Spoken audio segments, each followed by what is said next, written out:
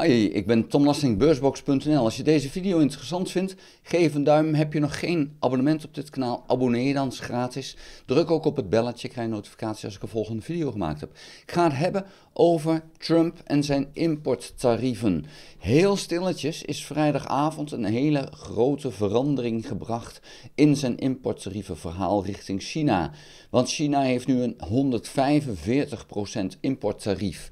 En er waren een paar bedrijven die helemaal in paniek raakten. Daar was Tesla en er was Apple. En die hadden ook echt zoiets van, ja, maar hiermee maak je ons helemaal kapot.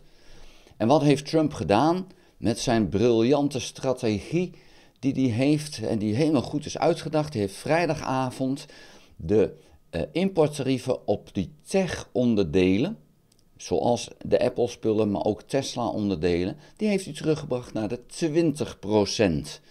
Dus ja, die briljante strategie van alles in China 145%, dat is dus teruggebracht. Maar waarom dan? Want China betaalt toch volgens Trump? Nou, blijkbaar is het eindelijk de CEO's gelukt van enkele grote bedrijven, waaronder dan Tesla en Apple, om het voor elkaar te krijgen om Trump te laten begrijpen wie echt die importtarieven betaalt. En waarom het een ramp is voor bijvoorbeeld een Apple die haar omzet gewoon helemaal weg zag vallen. Niet alleen in de Verenigde Staten, want daar worden de spullen meer dan dubbel zo duur, maar ook in andere landen, omdat veel meer mensen zeggen van ja, maar ik wil gewoon geen Amerikaanse producten meer kopen. In China valt die omzet weg. En in Europa is die anti-Amerika sentiment, ja, dat sentiment is nog niet zo extreem, behalve dan voor Tesla. Maar we zijn nog niet puur de Apple en Google zaken aan het weggooien. Maar ja goed, het wordt wel steeds meer dat steeds meer mensen zeggen van nou, ik ga toch minderen. Ik zie dat zelf ook. Ik heb mijn hosting die ik bij Amazon had, heb ik daar vrijwel helemaal al weg. En ben bezig om ook het laatste daar weg te halen. En doe mijn hosting nu gewoon bij een Europees bedrijf. Ook dat soort zaken, die diensten, ja, wil ik weghalen bij de Verenigde Staten. En ik ben daarin niet de enige. Je ziet alleen dat die sentimenten in Canada veel dieper liggen. En Canadezen gingen massaal ieder jaar naar de Verenigde Staten op vakantie. En dat is over. Dus dat gaat echt de Verenigde Staten keihard raken. En ik denk ook dat toch steeds meer Europeanen inzien dat het gevaarlijk is om naar de Verenigde Staten te gaan. Er zijn steeds meer verhalen van mensen die bij de grens eruit gepikt worden.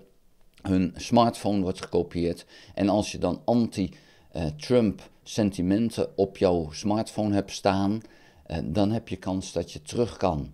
En dat gebeurt met mensen die daar lezingen geven, maar het gebeurt ook met toeristen.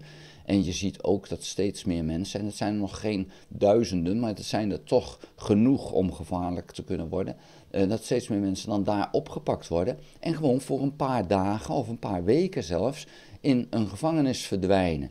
Nou, dat wil je niet hebben als dat je vakantie is. Dus in die zin is het gewoon niet verstandig om nu naar de Verenigde Staten te gaan, zakelijk of privé voor vakantie. Dus doe dat vooral in mijn ogen niet. Ja, maar het overkomt niet iedereen, hè? Dus je kan natuurlijk de gok nemen, prima. En als het goed uitkomt, heb je geluk. Dan komt het niet goed uit. Ja, dan moet je niet komen met zielige verhalen, want je wist ervan in principe. Maar dus die importtarieven, ja, er is geen beleid. Trump begrijpt niet en begreep niet wat importtarieven precies zijn. En dit is het handelen van een president die in feite droomt van de hegemonie die de Verenigde Staten ooit had. En droomt van het feit dat hij dat misschien terugkrijgt. En waar kennen we dat van? Ja, dat zien we in Moskou precies zo. Droomt ook daar van een hegemonie die Rusland ooit had in Oost-Europa en in Oekraïne. En ja, dat soort mensen zijn gevaarlijk. En dat is niet voor het eerst in de geschiedenis. Napoleon was ook zo'n gek. Alexander de Grote was ook zo'n gek. En we noemen het Alexander de Grote. Maar als je ziet hoeveel leed die man heeft gebracht. Het is gigantisch. Napoleon ook. In Frankrijk dragen ze hem nog steeds op handen. Maar het was natuurlijk een gevaarlijk gek die ongelooflijk veel leed veroorzaakt heeft. En wat heeft hij dan eigenlijk dan voor resultaat gehad aan het eind van zijn leven? Dus het is zo zonde. En ja, je ziet nu ook Poetin en Trump. Het is doodzonde dat dat soort mensen toch de macht in handen krijgt. Dat we daar toch massaal voor vallen, blijkbaar. op een of andere manier dat volksgroepen denken van, oh ja, maar die gaat ons helpen. En dat gaat dus niet gebeuren. En helaas vallen gewoon veel te veel mensen voor die onzin. En Trump, die werd door iemand op internet eigenlijk gezegd als, ja, hij is alleen maar een marketingman. Hij is aan het marketen, hij laat alle slechte dingen weg en is alleen maar de mooie dingen aan het promoten naar het volk. Van, oh, we worden weer nummer 1, de machtigste. En als je dan ziet wat zijn handelingen zijn, het is gewoon eigenlijk oplichting en chantage.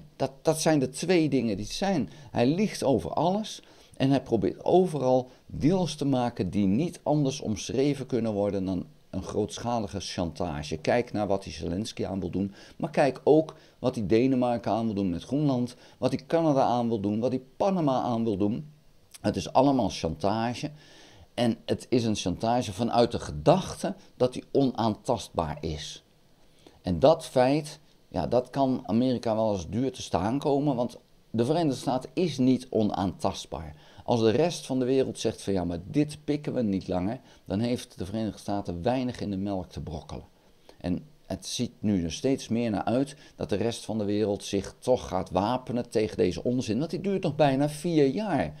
En 4 jaar is snel voorbij, maar aan de andere kant, als je deze onzin dag in dag uit over je heen moet laten komen als de rest van de wereld zijnde, dan denk je zoiets van, nou, dan moeten we dat toch maar even paal en perk aan stellen. Dus ik vrees dat de onrust op de beurzen, de onrust in de economie en de politieke onrust voorlopig niet voorbij zullen zijn. En Trump heeft moeten inbinden, maar dat wil niet zeggen dat het nu voorbij is. Hij probeert het keer op keer. Het enige wat hij nu gaat doen, is proberen om landen uiteen te spelen. En dan land voor land eigenlijk aan te pakken, zodat hij niet meer heel de wereld tegelijk tegen zich in het harnas jaagt. Ik denk dat hij die les nu geleerd heeft. En dat hij dus nu gaat kijken van oké, hoe kan ik dat voorzichtiger doen.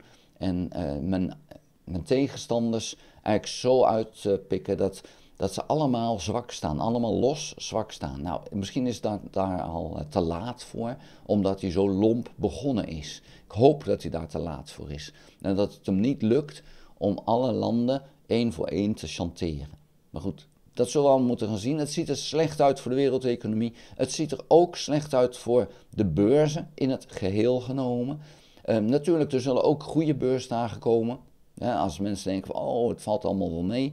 Maar uiteindelijk, als die gek blijft doen wat hij iedere keer doet, dan zullen we keer op keer de schrik krijgen, totdat beleggers het gewoon opgeven. Zo van, ja, dit lukt niet meer. Als jij 3, 4 keer een positie hebt ingenomen en vervolgens ziet dat hij toch weer door een grote schrik in de markt, dat hij weer daalt en dat je toch je verlies maar weer neemt, dan hou je op een gegeven moment gewoon op. En als de vraag naar aandelen wegvalt, dan dalen de aandelen gigantisch hard en gigantisch snel. Ja, en dan hebben we pas echt een groot probleem, want heel veel beleggers, vooral de kleine beleggers, hebben in feite wat ze aan beleggingen hebben, hebben ze allemaal en alleen maar in aandelen zitten. Is niet slim, maar ja, dat is dan toch feit van je hebt wat geld en waar kan je het dan het makkelijkst in stoppen? Dus aandelen, crypto, ja, dat soort zaken. Ja, en die gaan gigantisch hard omlaag als de vraag wegvalt. Dus daar kan ik alleen maar voor waarschuwen, verspreid je beleggingen, spreid ze, in edelmetalen, in leningen, in vastgoed en in aandelen. En ja, die verdeling, daar sta ik nog steeds 100% achter.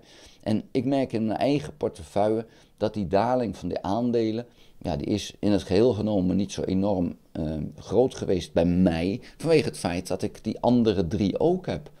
De leningen, vastgoed en de edelmetalen. En daar zijn geen dalingen in geweest. Dus ja, zelfs goud is omhoog gegaan. Goed, daar wil ik het bij laten. Vond je de video interessant? Geef een duim. Heb je nog geen abonnement? Abonneer je dan op dit kanaal. Ga ook naar www.beursbox.nl. Schrijf daarin op de gratis nieuwsbrief. Dank voor het kijken. Houdoe.